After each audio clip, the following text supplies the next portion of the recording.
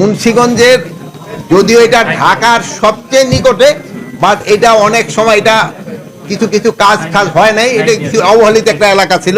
এটারে কিভাবে আমরা অল্প সময়ের ভিতরে কিছু একটা কাজ করতে পারি, এই জন্য এখানে আমরা সবাই সমবেত হওয়া।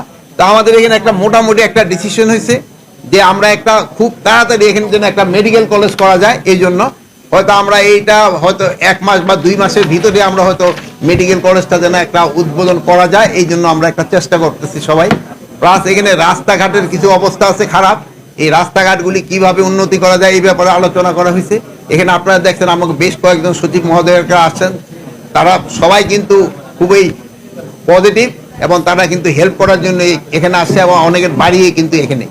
আর হলো আমাদের এখানে কয়েকটা জিনিস আসছিল যারা ইসের সময় নষ্ট হয়ে গেছে, যেমন আপনাদের এই কি বলে পৌর ভবনটা নষ্ট হয়ে গেছে, প্লাস আপনাদের এই যে শিল্পকলা একাডেমিটা, এটা এগুলি কত তাড়াতাড়ি রিপেয়ার করে এটাকে ব্যবহারের উপযোগী করা যায় এই জন্য আলোচনা হয়েছে। তারপরে যে আপনাদের এই কাটাখালী খালটা এটারে কিভাবে ভালোভাবে করা যায় এই জন্য আলোচনা হয়েছে। আর 2টা ব্রিজের জন্য আপনারা জানেন মালখানাগড়ে যে একটা ব্রিজ আছে, যেখানে যাওয়ার সময় ওই ব্রিজটাকে দেওয়ার জন্য, প্লাস ভেতকা থেকে যে ঢাকা যাওয়ার রাস্তা ওখানে কিন্তু একটা ব্রিজ করা হয়েছে, ওটা অলরেডি টেন্ডার হয়ে গেছে, কাজ শুরু হয়ে গেছে। এই 2টা ব্রিজের টেন্ডার হয়ে গেছে, কাজও শুরু হয়েছে।